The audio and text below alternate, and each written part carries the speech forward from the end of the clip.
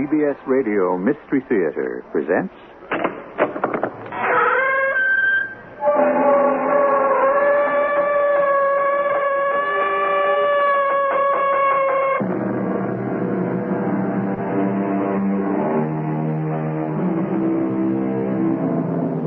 Come in.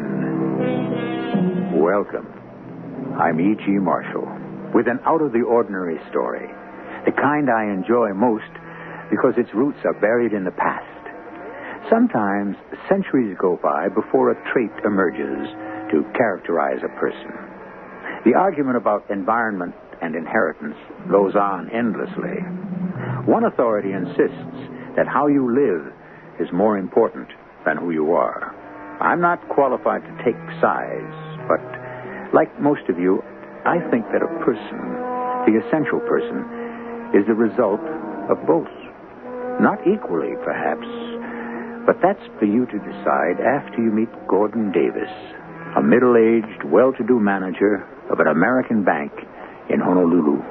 I can't explain it, Chung-Li. The explanation lies hidden in your mind. That is why you imagine you saw that open grave.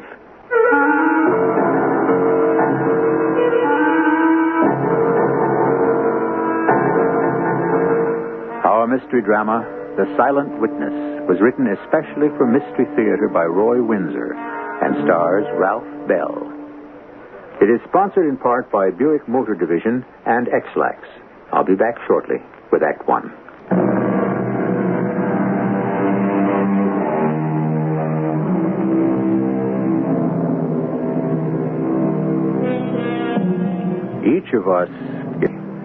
Each of us is unique.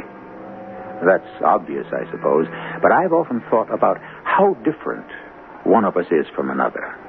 Within a family, no two persons are alike. I'll even include twins.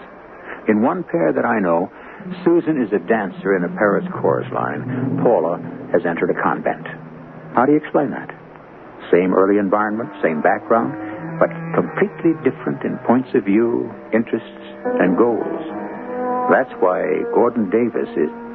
But let's meet him in his Honolulu home. Wilson? Yes, Mr. Davis? There's his taxi, right on time. His name is Blessing, Tony Blessing. Right, sir. New chap sent out from New York. I hope he works out. Not our first trainee, eh, Wilson? No, sir. Well, I'll chat with him until you announce dinner. Is the wine chilled? Yes, sir. And I'd set out cocktail glasses and canapes on the veranda. Good. Well, show the young man in and bring him out. I'll ice the glasses.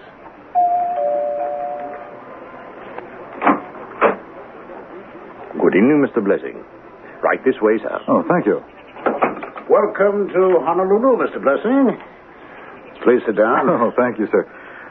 Wow. The view is spectacular. Yes, it is lovely. Will you have a rum punch? Rum punch will be fine. Two, Wilson. Right away, sir. Been in Hawaii before? No, this is my first visit. It's hardly a visit. Right. And the way I feel... Oh, thank you, Wilson. The way I feel already, I think I'd like to stay here forever. Yes, I felt the same way when I was sent out. And I've been here 27 years. Hawaii is a paradise island. Intoxicating in many ways. I won't let Honolulu's magic lull me to sleep. For one thing, I don't play golf. Besides, I'm engaged, and Jill has joined me here in a few days. And if you think I'll work out, Jill and I will get married and live here. Good. Marriage, I'm told, is a settling influence. I don't know from experience because I'm just a fussy old bachelor. Dinner is served, Mr. Davis. Thank you, Wilson. We'll be right along. After we close the bank tomorrow, if you have nothing better to do, I'll show you the city. Oh, thank you very much. I'd like to do that. Including our American cemetery. Ooh, that sounds kind of grim. It will graphically make my point about the danger of succumbing to the charms of old Hawaii. One of your predecessors is buried there. Oh? A fine young man named Murdoch. Very promising, but he succumbed to the allure of the island. And after 6 months, he drank himself to death. It saddened all of us. And you visit his grave from time to time? Oh, yes, quite often. The cemetery is restful. His gravestone reminds me that life is transient, after all. It is to be enjoyed, not abused. If you will remember that, you can have a glorious life here. Otherwise... I understand. Don't be lured into overindulgence. Yes, exactly. Beauty can be an opiate. Concentrate on your work and remember Murdoch. And now, let us go on into dinner.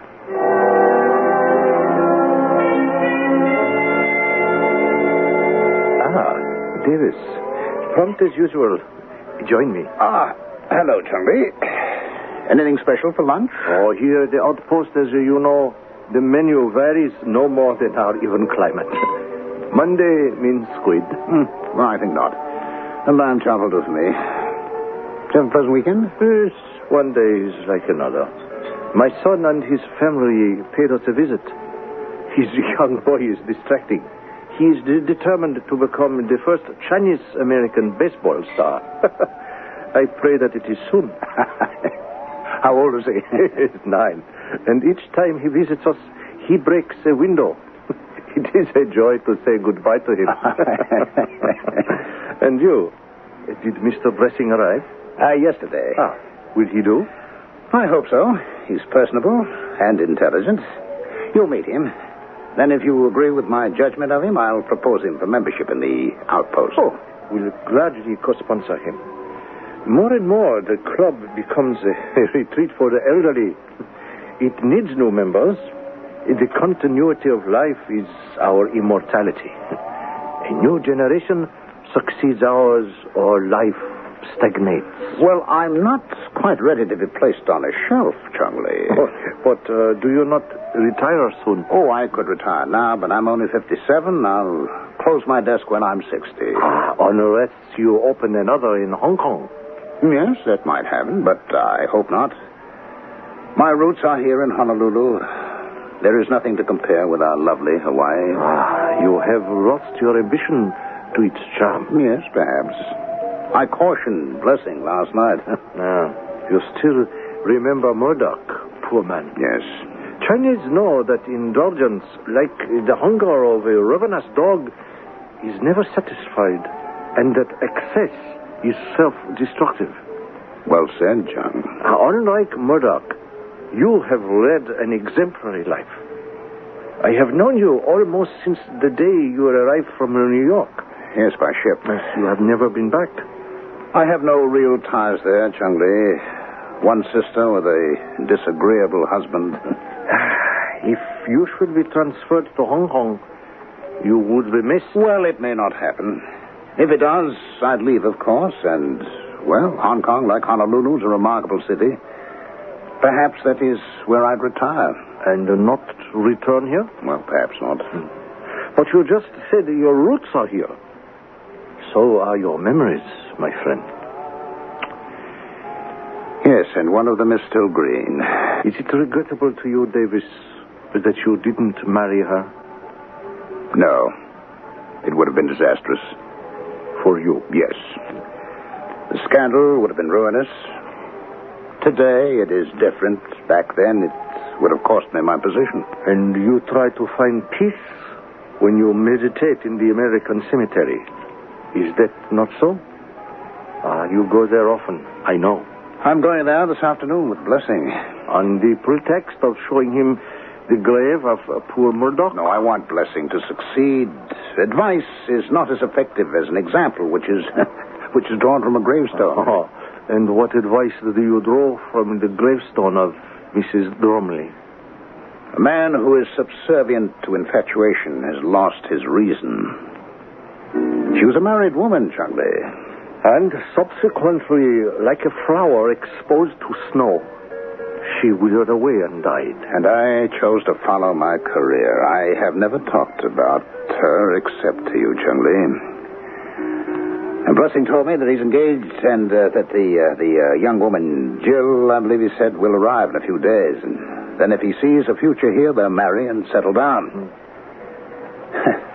Maybe that's what reawakened my memory of the past. Do not dwell on what you remember. The past is a funeral gone by.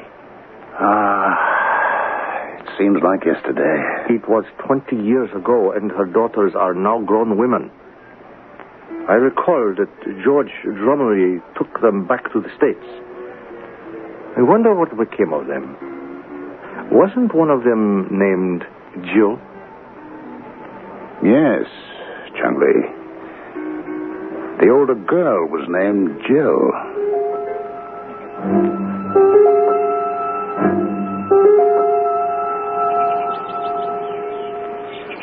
It's very attractive, Mr. Davis. Neat and well kept. Thank you.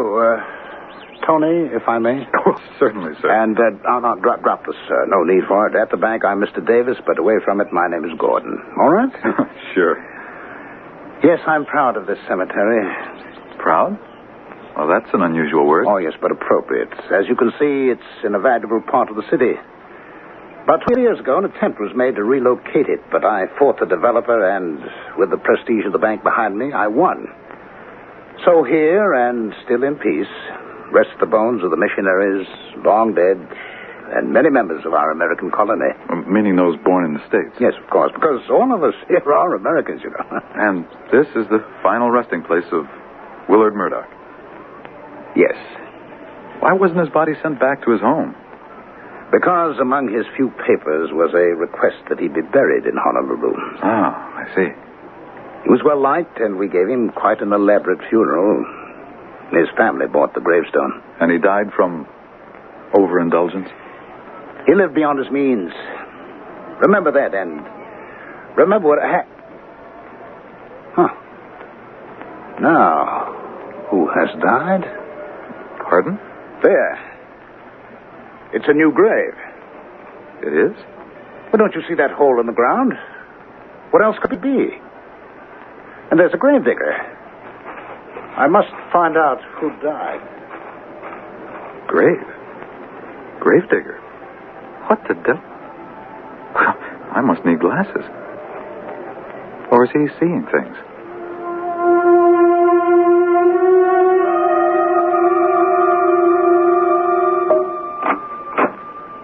Good evening, Mr. Davis.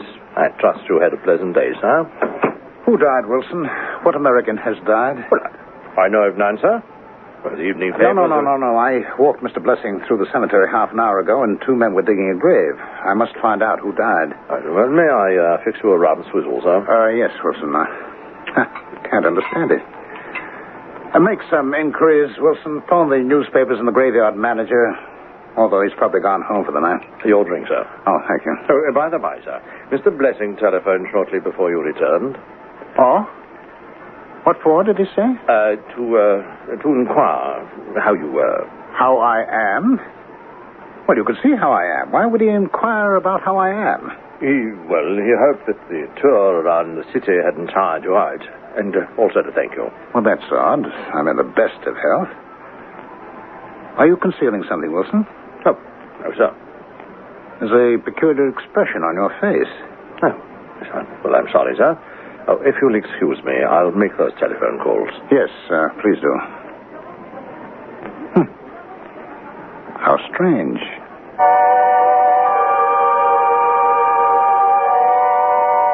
How strange indeed. Does Tony Blessing need glasses, or has Mr. Davis' mind played a trick on him? Almost 100 years ago, Oscar Wilde wrote that imagination is the result of heredity. It is simply concentrated race experience. There's that word heredity again. I mentioned it earlier, and Oscar Wilde supports its importance in the makeup of a man. Is imagination also an illusion?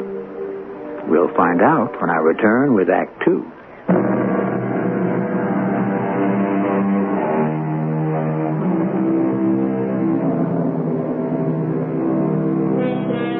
The mind plays tricks on us. From what Tony Blessing said about Mr. Davis seeing things, it would seem that he saw something that wasn't there. But an open grave? According to definition, an hallucination is the perception of objects with no reality. Is that what happened to Gordon Davis? It's the next morning. Shall I serve breakfast now, or will you first see Mr. Luke, sir? Luke? He's here? Well, I reached him early this morning, and he said he'd look in on his way to the cemetery. Oh, that's very thoughtful of him. Yes, ask him to come in and bring another cup, please. He might like a cup of coffee. Very good, sir. He will see you now, Mr. Luke. All right. Will you have a cup of coffee? Oh, sure, thanks. That's well. Go right in, Mr. Luke. Okay. Good morning, Mr. Luke. Oh, morning. Sit down. You will have some coffee? Oh, yes, sir. Wilson asked me. And did he tell you why I wanted to talk with you? Oh, something about a new grave. Is that right, sir? Yes. You know my interest in the American cemetery. Oh, yes, sir. All of us do. We keep it real nice, thanks to you. Nothing's run down, and we place fresh flowers on that one grave every week. Yes, it always looks well cared for. I want it kept that way. I understand, Mr. Davis. Your coffee, Mr. Luke. Oh, thank you. Now, about that new grave, Mr. Davis. Mr. Blessing, he's my new assistant at the bank. Blessing and I strolled through the cemetery yesterday afternoon, and two men were digging a grave. I spoke to them, but they spoke only Chinese, so we could not communicate. Well, where was this? It's about 100 feet from the gravel path and close to the plot marked Willoughby. The one with the sonnet birds on top of the upright slab. Oh, yeah, I know it. And two Chinese were digging a fresh grave there. I pointed it out to Blessing and went over to it. Mr. Blessing saw it too, huh?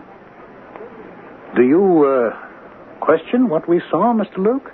Well, begging your pardon, sir. Yes, I do. Why? Well, because the last grave we dug there was for old Mr. Appleton, and that was over a month ago.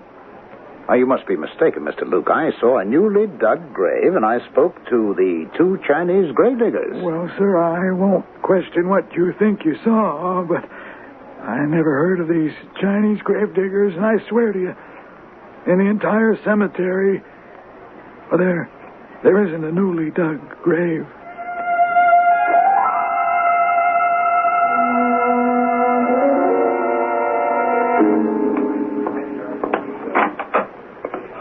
Good morning, Mr. Davis. Come in, Tony. Please sit down. We have to have a talk. Oh, that sounds ominous. If it's about the requested loan for the beach club... No. It's nothing to do with business. Where do you think I went after breakfast? Well, I have no idea. To the cemetery with Mr. Luke, the manager. Oh? Remember the newly dug grave we saw? Yes, of course, sir. There isn't one. Why did you pretend that you'd also seen it? Well, I didn't want to embarrass you, sir. It's a very strange experience. How would you explain it? I can't. I mean, a doctor or a psychiatrist might be able to. I've heard of persons hallucinating, of course. Drug addicts have hallucinations. But you look in good health, Mr. Davis. I am. And why would I experience an hallucination? Well, I don't suppose it's an uncommon experience. By the way, would you have lunch with me today? Yes, thank you. I want to introduce you to the Outpost. It's a very nice private club, inexpensive, and the food's quite good. You might just want to become a member sometime. All right. And I want to introduce you to Chung Leung. He's about my best friend, and he's a very good customer at the bank. Perhaps the legendary wisdom of the East can explain that hallucination of mine.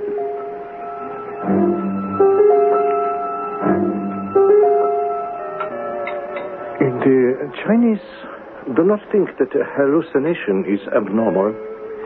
If a person will meditate, he can discover the cause of an illusion. But what could have caused me to see an open grave? A preoccupation with the death, my friend. You are a constant frequenter of the cemetery. You make it sound morbid. I find rest and peace there. If you will meditate to discover why you saw that open grave, you will learn the reason. You may know it now. Turn away from it. Let it sink to the very bottom of your mind. That's what I intend to do, Chung Li. Perhaps I should take a few weeks off. Oh, a change of scene, like rain after drought, refreshes a man's mind. You will go to Hong Kong? Yes, I'll take a steamer and pay a visit to old Morrison. Tony can carry on for me here.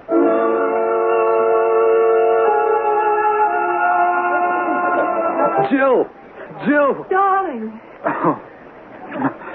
Oh, let me look at you. May I say fabulous? You better. How do you like my hometown? Don't you love it? I never want to leave it. Hey, how was the flight? Just fine.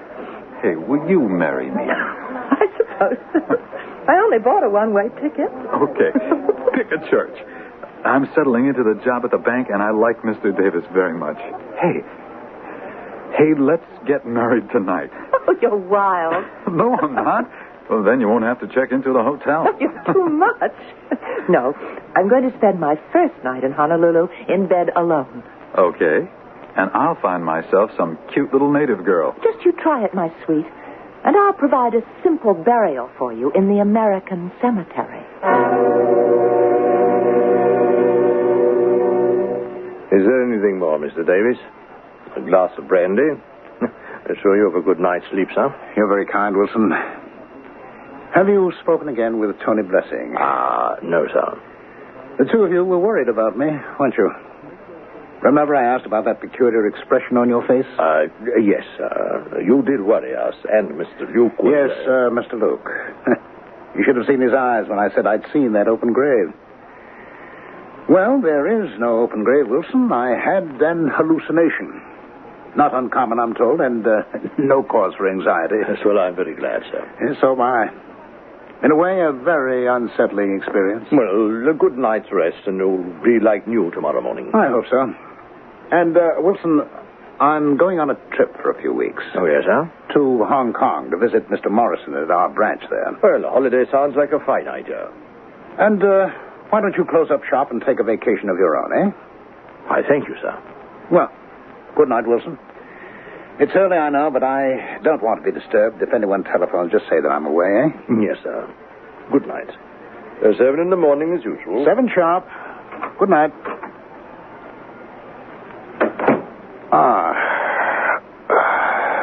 That feels good. Hong Kong. Where we planned. What the devil? Thank you for the flowers, Gordon. Hello. Of course. I must be out of my head. No, you're not, Gordon. I've tried many nights to speak with you. Haven't you felt that? I fought against thinking about you, Helen. Why, Gordon? Because it's futile. You died 20 years ago. And I could be lying next to you. No. Right now. No. It's impossible. Has your career been worth it, Gordon? What do you see when you sit on your veranda, night after night, and look over the city with its lights winking like fireflies? I've never forgotten you. And I place flowers on your grave every week. I loved you very deeply. Then why, when your husband left you, did you take up with one dissolute after another? You became an unfit mother and lost your children to him. Why? Because you disclaimed me. And I loved only you. You became common, vulgar, drunken. I wanted to forget and to die. If you had spoken one kind word to me. The resulting scandal would have ruined me, Helen. You should have left the island with George. Instead, you chose to stay here and to die. I am content now. I've never stopped loving you. I need you still. That's an absurd thing to say. I'm sorry about the past, but I don't regret the decision I made all those years ago. Yesterday I had an hallucination. And tonight a visitation by a what? A ghost? Or are you in my mind? I'm leaving Hawaii as soon as I've made my arrangements. I know. There is one thing you don't know. And I don't intend to have you find it out. I know what that is too, Gordon. Good night, my dear. Good night.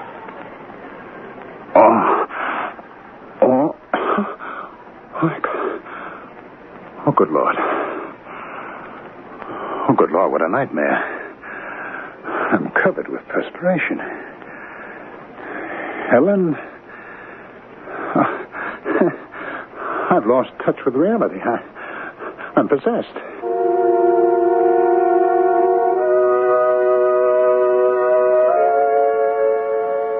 An old proverb holds that a guilty conscience needs no accuser. When you close your eyes at night to go to sleep, conscience comes awake. Here is Mr. Gordon Davis beset by a decision he made years ago to sacrifice love for a banking career, which has been highly successful. But what he did to Helen Drumley still haunts him. I'll return shortly with Act 3.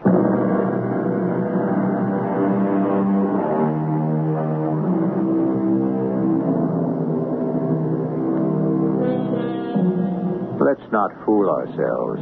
That small inner voice that each of us has within him speaks the truth. If the voice is positive, so are we. If, however, the voice incessantly reminds you of sin against another, it can, without question, affect your well-being. That's why, in prayer, we ask for forgiveness and hope that it will be granted. The next morning, Tony raps on Mr. Davis' door. It's a lovely bank, Tony. Really very attractive. Good morning, Mr. Davis. Good morning. I want you to meet my wife-to-be, Jill Trumley. Jill, Gordon Davis. Why, well, welcome to Honolulu, Miss Drumley. You brighten my old office. Please, sit down. Thank you. And, congratulations to you both. Thank you. We're getting married on Saturday in the church where Jill was christened. How very nice. I was born in Honolulu, Mr. Davis. So even though I've not been back here since I was 4, I am a Kamani now. A native born. Oh, yes, of course. And your parents? They're both dead, I'm sorry to say. My mother's buried in the American cemetery. My father died last year. They were divorced long ago. My sister and I got the impression that there was another man. My mother was a beautiful woman. I've got to track down that little mystery. Yes. Well, I wish both of you happiness. May I ask a favor, Mr. Davis? Would you consider being my best man at the wedding? I'd like nothing better, but I'm leaving Friday on the steamer for Hong Kong. Otherwise, Of course, I remember. Well, thank you. I'll get back to my desk. And I'm going to hunt for a place for us to live. Goodbye, Mr. Davis. Yes. Goodbye.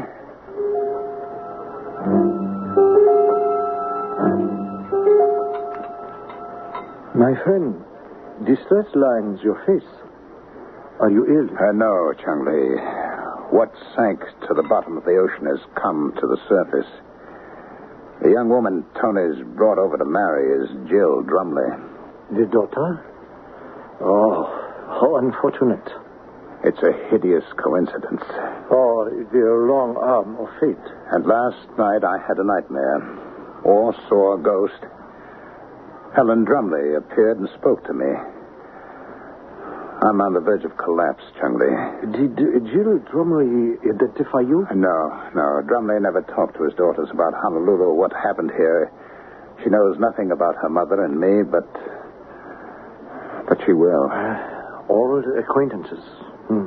Perhaps she will find out. Yet nothing ever was proved. Drumley's accusations were suspicions. And your friends were unsuspecting. We were very circumspect. Yes, you loved her. I still do. But Drumley would not divorce her. Or you would have married her. I don't know. My position? Yes. The bank. And she loved you? Yes.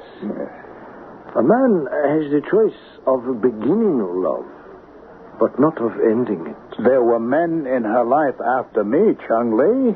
You say that to ease your conscience, my friend. The situation is intolerable. How can I face Tony every working day? It's an impossible situation. I'll go away for good. Where will you go? I don't know. I'll take early retirement. Is young Blessing qualified to replace you? Except for experience, yes. I will miss you, Gordon Davis. Fate, you said.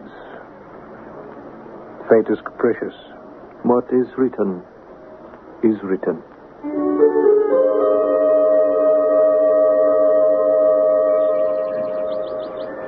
Davis and I stopped you the other day, but I didn't read the name on the gravestone. Helen Drumley. Born April 9th, 1918. Died December 1st, 1957. Only 37, Jill. How tragic. In the year I was 4, my father took us back to the United States. Should we sit on this bench for a while, Tony? Of course. Lovely flowers, aren't they? You know what else I did today? While you slaved away? Oh, besides visiting the church and meeting the minister and finding a flat for I us? visited the public library, and I read back issues of the newspaper from 1950 right up to Mother's obituary. Oh, why? To find a clue to the person who broke my mother's heart. I see. And guess what I found? Go on. A society gossip column intimating that my parents were about to split because of an attractive and successful young banker. Oh, like me. Don't joke, I'm serious. Who could that young banker have been? Can you guess? Oh, good evening. Oh, hello? And just strolling through, are you? No, not exactly. My mother is buried here. Oh, you're the daughter, miss. Yes, I'm Jill Drumley. Who are you? Oh, Luke. I'm the manager of the cemetery. Oh, been here for years. I remember your mother. Beautiful woman. You look just like her, Miss Drumley. Thank you. Her grave has been well kept. Oh, we take good care of the entire cemetery, and we're well paid for it. Oh, Mr. Davis sees to that. He's the American banker. Just about the most prominent man in the city. Gordon Davis. Yes. This cemetery's kind of a hobby of his, if you know what I mean. No, I'm not sure I do. Well, to hear it's a little bit of the United States. I mean, we're all Americans here, to be sure, but this plot of land, Americans buried in it long before we became a state. Mr. Davis likes to see it kept up as part of history. Well, that's about as much as I know. And the beautiful flowers. Oh, I put them on Miss Drumley's grave once a week. Oh, and is that part of the perpetual care? Oh, no, miss. They're provided by Mr. Davis. They are? What? Do you know why? Oh, can't say that I do. Well, don't stay too long. I close the gates at 5:30. Gordon Davis. What are we going to do, Tony?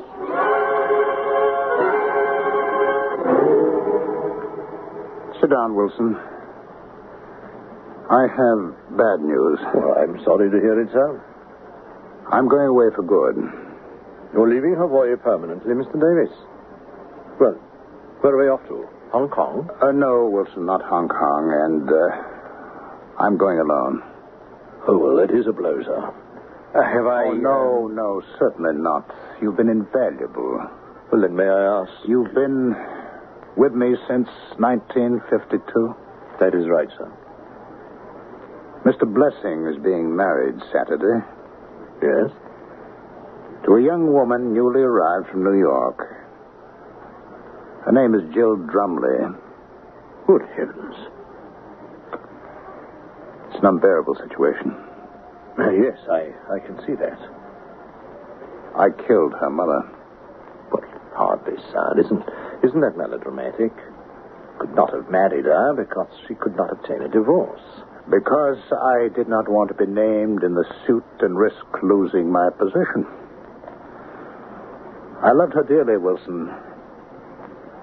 Why didn't I risk my position for her happiness and mine? Well, I can't answer those questions, Mr. Davis. Oh, but I can. Because I love the bank. Can you imagine anything more preposterous? I love the bank. The balance sheets, the interest charges, the entire orderly, monstrous, calculating business. And my life reflects it. I'm nothing more than a cipher. And a fraud. But after Mr. Drumley did divorce his wife... Oh, by then I had rejected her. She changed. My moment with her had passed. But she still haunts me.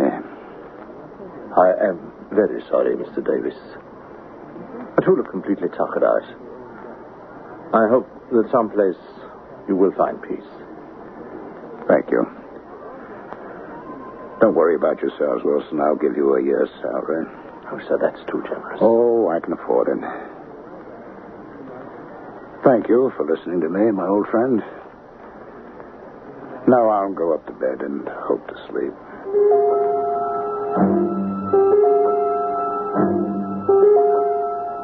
He destroyed my father's marriage. I wish he were dead. What do you want me to do, darling? Confront him and quit. Will you listen to reason? It's irrational to make accusations without proof. What about those newspaper reports? Gossip. All right, what about the weekly flowers he places on her grave? Why, out of all the persons buried there, would he select my mother's grave? Well, Davis may have loved your mother. Say that he did. Now, she was a beautiful woman, and many men may have loved her. Oh, Wait, no, okay. Don't interrupt. Did your father ever accuse Davis or any other man of adultery? No, not that I know of. Did your mother ever profess loving Davis or any other man? But how would I know? Well, you don't. You can't hate Davis just because of a rumor or because of the flowers.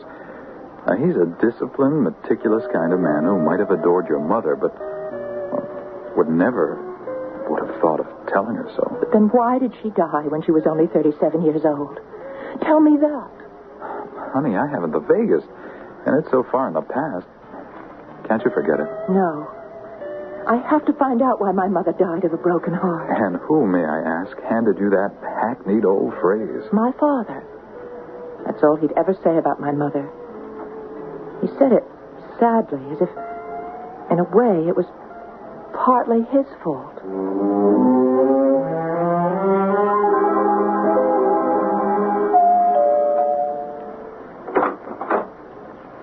Well, Mr. Luke, you're up very early. Can I see Mr. Davis? Well, I don't wake him until 7, and that's not for almost half an hour. I don't quite know what to do, Wilson. About what, may I ask? Well, you know the other day what he saw in the cemetery? No, the newly dug grave.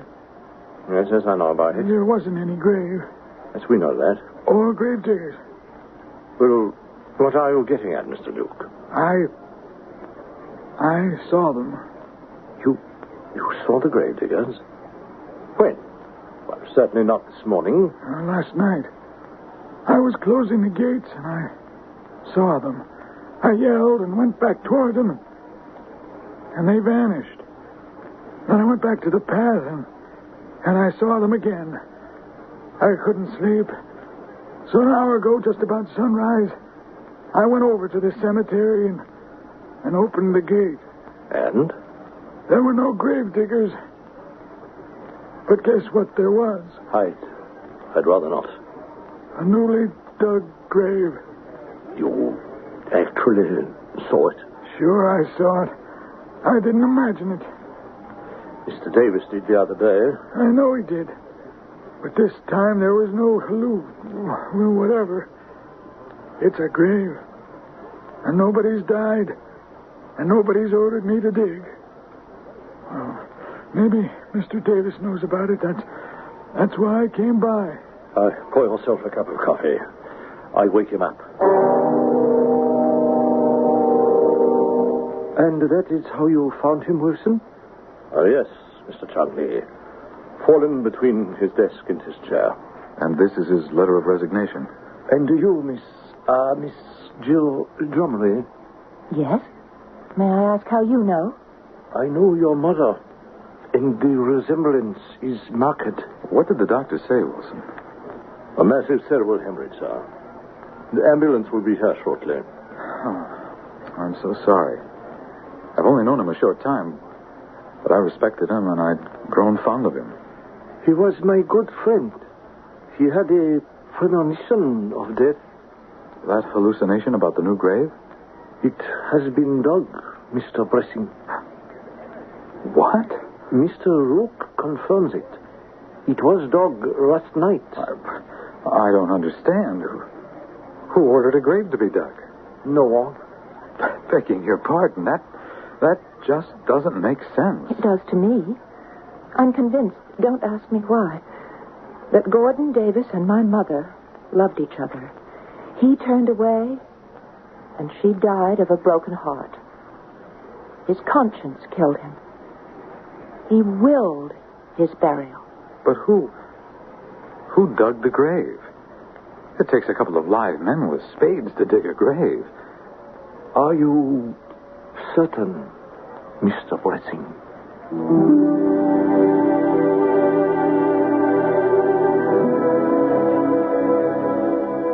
Another phenomenon? To be practical, yes. To dig a grave, you need a man or two with tools for digging. A spade. So, was Mr. Luke deluded? He swore that he saw a newly dug grave. Why might he have been deluded?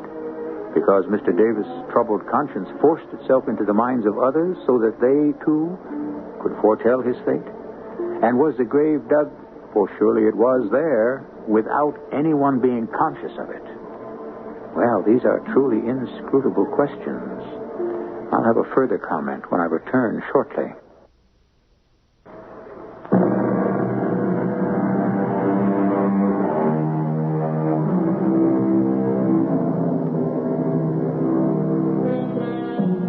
In the simplest terms, conscience, whether you heed it or not, is our guide.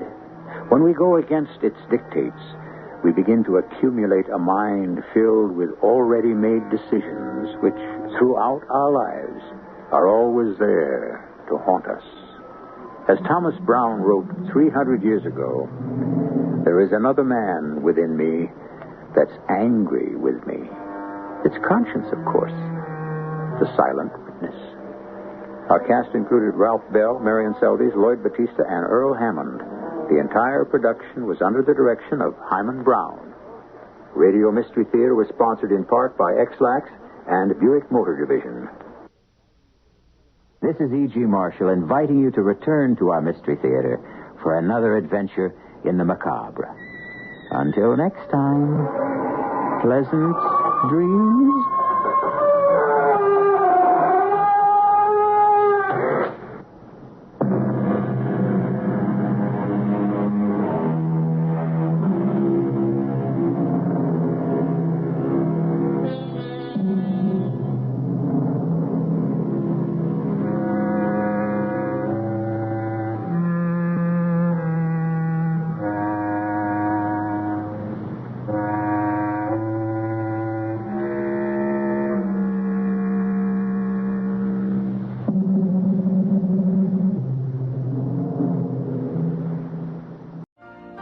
You've been listening to the OTR Gold Network.